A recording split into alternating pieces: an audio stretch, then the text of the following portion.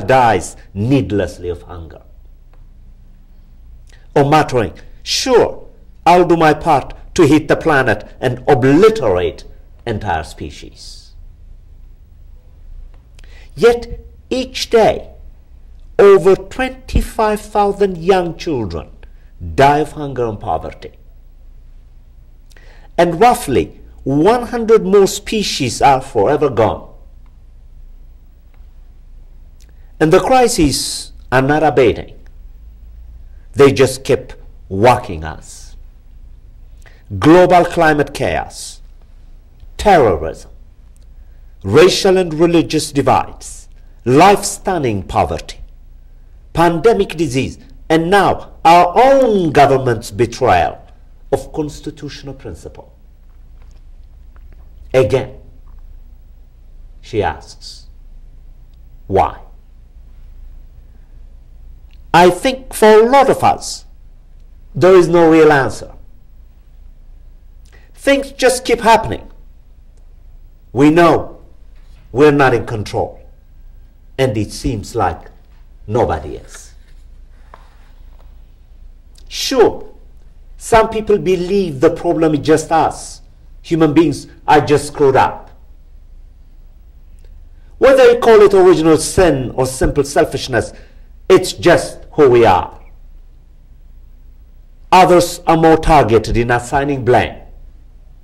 For them, the root cause of our planet's crisis is those particular people, the evil ones. Osama bin Laden, George W. Bush, Saddam Hussein, Dick Cheney, still others believe we have no choice.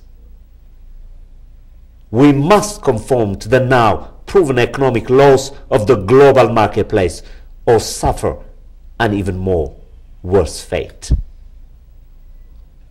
For all their many differences, the consequences of these views are similar. They leave us powerless. They leave us powerless, with no grip on how things go so bad. We have no clue as to where to start to correct them. So we're tempted to seize on any gesture of charity or any burst of protest, any random act of sanity. For a moment, at least, we can feel less useless in the face of the magnitude of the crisis. Ultimately, though, acts of desperation contribute to our despair if we are unable to link our specific acts to real solutions, writes Dr. Lappe, who is incidentally is a recipient of numerous doctorate degrees, in addition to a recipient of an alternative to the Nobel Prize. Thank you so much. I am so mesmerized by these claims. You make them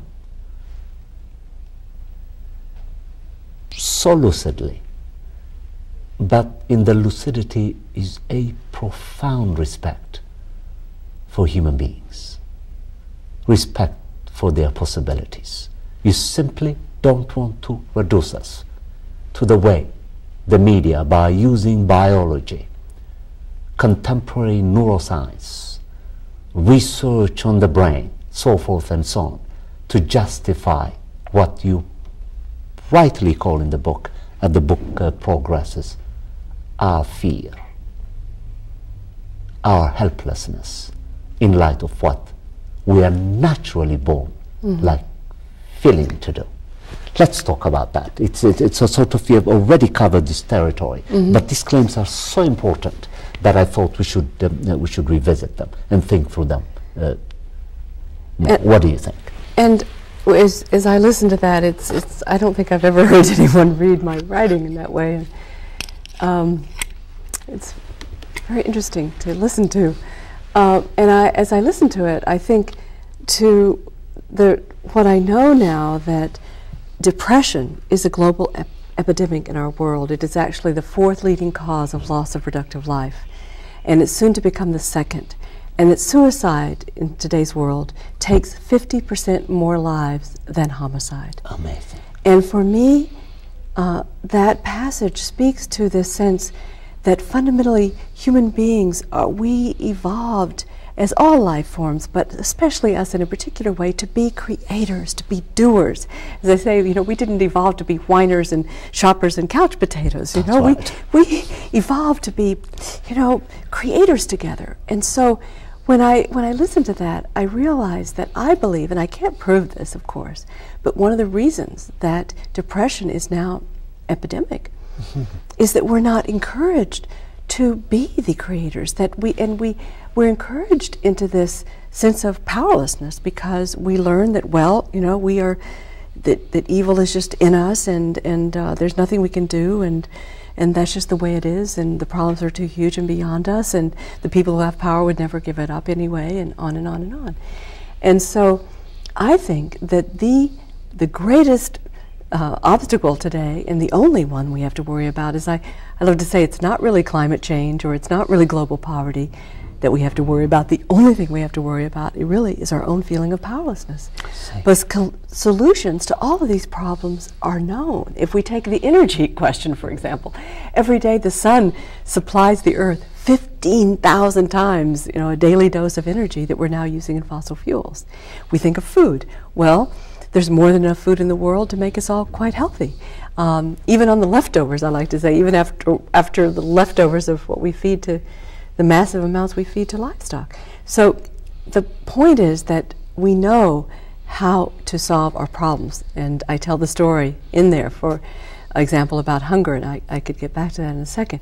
So the question is, how do we find our own power? That's right. And it starts, to me, with rethinking fear and rethinking power itself.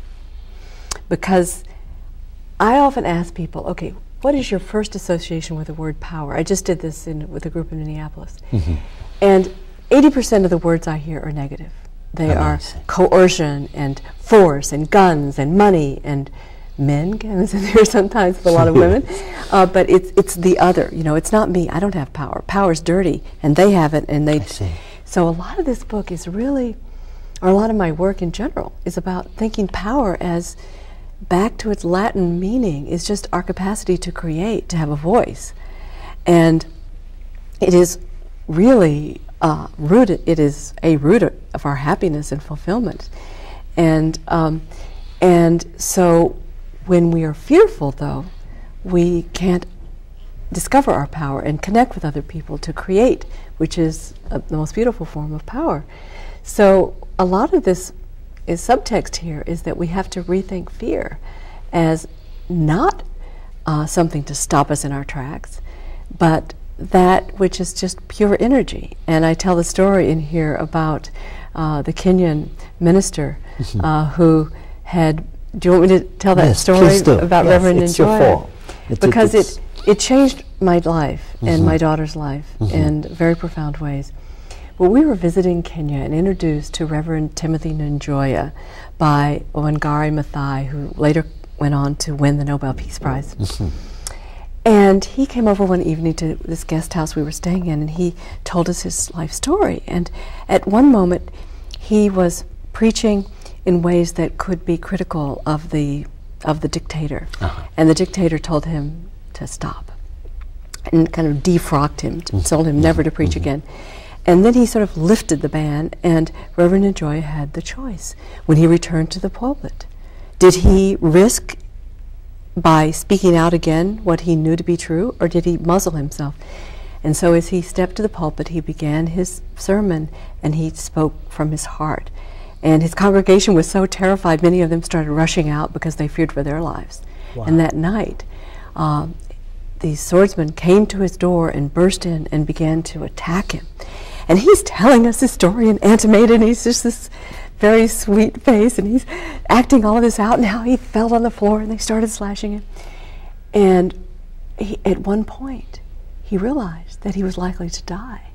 And at that point, he started to give away his treasures. He gave one of them his Bible, and another part of his library. He's giving away his treasures. And my heart is just pounding, pounding, pounding. And I said, this is not possible. isn't fear instinctual, that you just have